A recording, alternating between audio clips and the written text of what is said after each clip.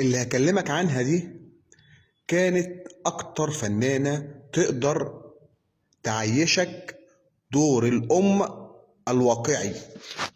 فنانة عظيمة جدا، ومسيرتها الفنية امتدت لحوالي 75 سنة. ده غير إن هي كانت عضوة في مجلس الشورى المصري. الفنانة القديرة أمينة رزق. طبعا لو هنتكلم عن أمينة رزق، إن تاريخها السينمائي يعني بيمتد لحوالي 75 سنة، سواء تلفزيوني أو سينمائي.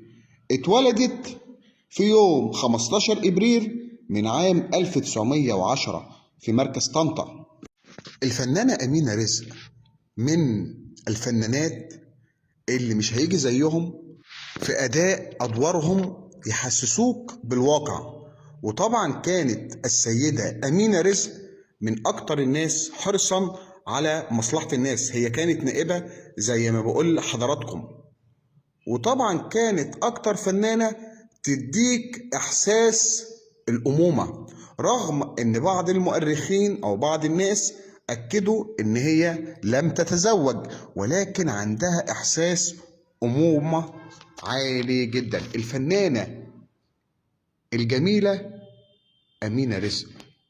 الفنانة الراحلة أمينة رزق كانت عضو مجلس الشيوخ المصري أو مجلس الشورى في المسمى السابق. كانت هي عضوا في هذا المجلس بقرار جمهوري. في عام 1991 صدر قرار من رئيس الأسبق محمد حسني مبارك، قرار بتعيينها عضو مجلس شورى. الفنانة أمينة رزق كانت دايما عندها إحساس بهموم ومشاكل المواطنين، وكانت دايما تتكلم عن ده من خلال عضويتها في مجلس الشورى، وكانت دايما بتتكلم عن سن مشروعات قوانين وتشريعات تخص المواطنين. وكانت الانطلاقة الحقيقية لها في عام 1922 مع فرقة علي الكسار ثم فرقة رمسيس.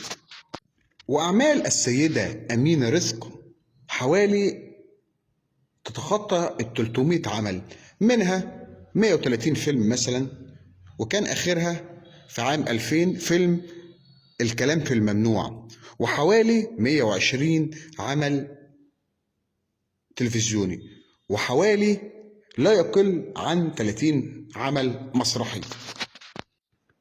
ورحلت عن عالمنا الفنانة القديرة أمينة رزق في يوم 24 أغسطس من عام 2003.